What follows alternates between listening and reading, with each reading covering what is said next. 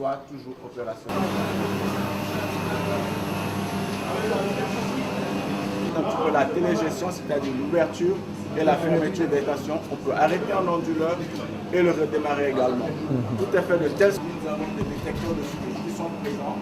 Nous avons des arrêts d'urgence également qui peuvent arrêter le système totalement. La dernière fois que nous étions venus ici, c'était pour constater à quel niveau le travail s'était arrêté suite au changement intervenu le 26 juillet 2023. Parce que je vous rappelle que cette centrale a été inaugurée déjà le 5 juillet 2023. Mais à l'époque, les travaux n'étaient pas terminés. Et suite aux événements du 26 juillet,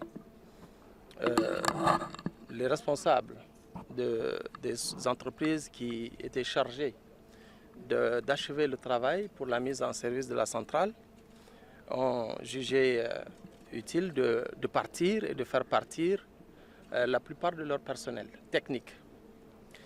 Or, il y avait des tâches cruciales qui restaient à accomplir pour la mise en service.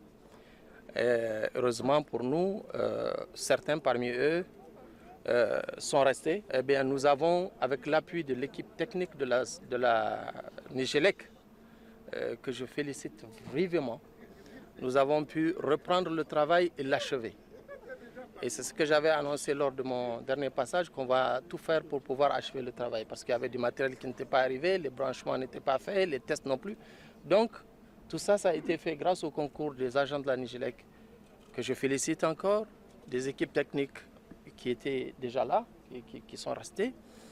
Et ce qui a permis aujourd'hui d'arriver à la réalisation complète des travaux techniques et donc à la mise en exploitation de cette centrale. La centrale solaire, c'est une centrale qui fait 30 MW crête. Et c'est une centrale faite à travers des panneaux solaires que vous voyez là, qui reçoivent les rayonnements solaires et qui sont transformés en énergie électrique qu'on injecte sur le réseau. Et cette injection, c'est ce qui va jusqu'au niveau des usagers, au niveau des abonnés. Et vraiment, à l'état actuel où nous sommes, l'injection est à 100%. Et vraiment, il y a un soulagement qui est net au niveau de la population. Et c'était ça l'objectif des autorités et de la Nigélec surtout.